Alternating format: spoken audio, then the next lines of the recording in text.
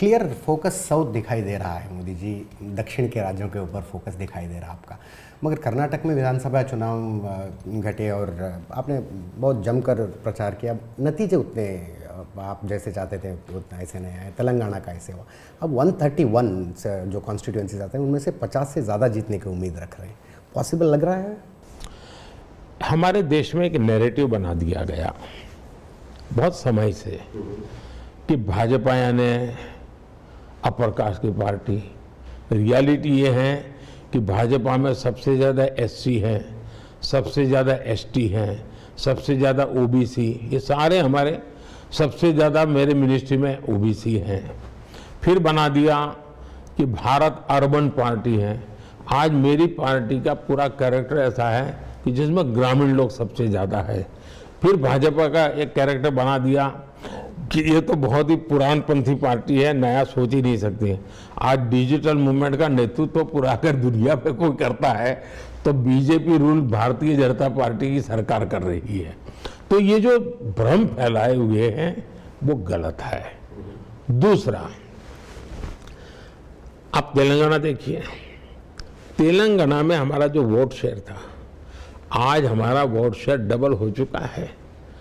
2019 में पार्लियामेंट के जो इलेक्शन हुए, ये लोगों को जानकारी दीजिए आप। 2019 के पार्लियामेंट इलेक्शन में साउथ में सिंगल लार्जेस्ट पार्टी बीजेपी है। सबसे ज्यादा सांसद बीजेपी के हैं। 24 भी होगी और मैं मानता हूं ये पहले की तुलना में वोट शेयर तो बहुत बढ़ेगा, सीटें भी बहुत बढ़ेगी, ये मैं मानता हूं। दूसरा, साउथ में जो सरकारें हैं उनकी पहचान क्या बन गई है, चाहे कांग्रेस हो, चाहे एलडीएफ हो, चाहे डीएमके हो, सब जगह पे क्या पहचान है। आज हम पुडुचेरी में सरकार में है, पुडुचेरी साउथ में पता होना चाहिए, हम सरकार में हैं। और आप अंडमान निकोबार, हमारा सांसद जीत करके आता है, जहां पर सबसे ज्यादा हमारे साउथ इंडियन भाई भी रहते हैं और बंगाली भाई भी रहते हैं।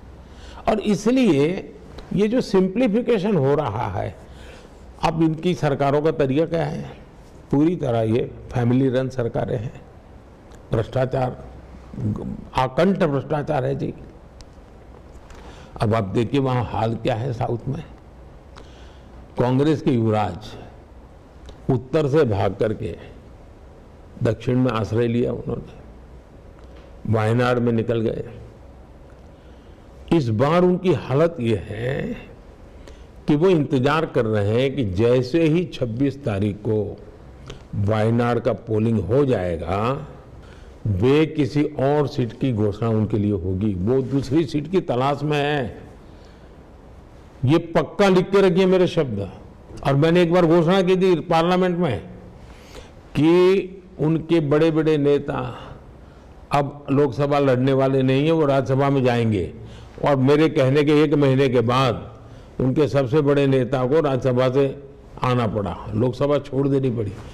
तो ये पराजय पहले से स्वीकार कर लिया है जी। और इसलिए मैं इस बार पूरी तरह आश्वस्त हूं कि, और मैं जब ये राम मंदिर को लेकर के मेरा अनुष्ठान चल रहा था, और जब मैं साउथ में अनुष्ठान के समय गया तो मैं देखा कि वहां पर जो लोगों का प्यार मैं देख रहा था, लोगों का विश्वास देख रहा था, वो मैं मानता हूं कि अनप्रेसिडेंटेड था। और मैं पक्का मानता हूं कि जो मिथ है वो टूटेगा। बहुत जल्द भारतीय जनता पार्टी को सेवा करने का अवसर भी मिलेगा। और इस चुनाव में ज़्यादा से ज़्यादा हमारे प्रतिनिधि संसद में मेरे साथ काम करने के लिए आएंगे। वोट शेयर तो बहुत ही ज़्यादा बढ़ेगा।